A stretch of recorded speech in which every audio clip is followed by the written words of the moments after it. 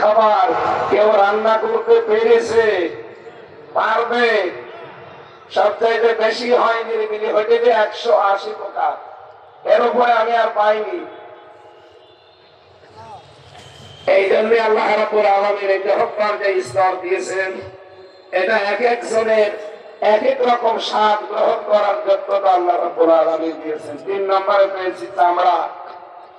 এই আমাদের শরীরের ভেতরে 3.5 এই বডিতে 9,768 প্রকার চামড়া আল্লাহ সাজিয়ে দিয়েছেন।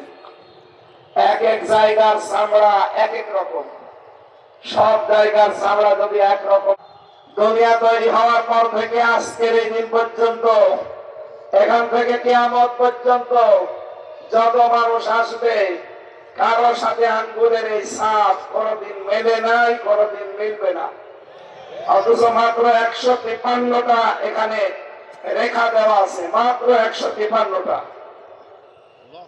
কারো সাথে কারো মিল নেই। যদি মিলে যেত, কত মানুষের জমি জায়গা যে উলট পালট হয়েছে, তো তার ইয়ত্ত ছিল না।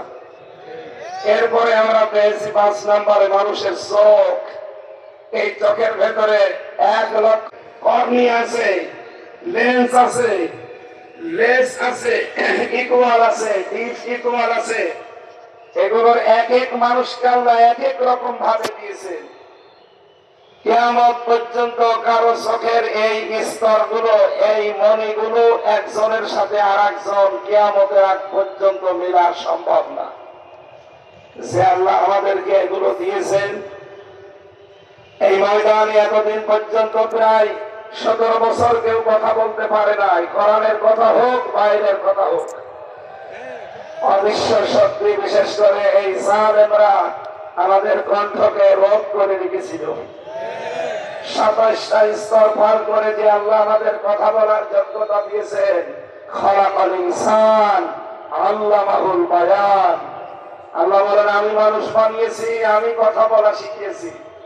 সুতরাং আমরা যারা কথা বলতে পারছি, যে আল্লাহ 5টা নিয়ামত আমাদেরকে আলাদা ভাবে দিয়েছেন, সে আল্লাহর জন্য পড়ছি আলহামদুলিল্লাহ।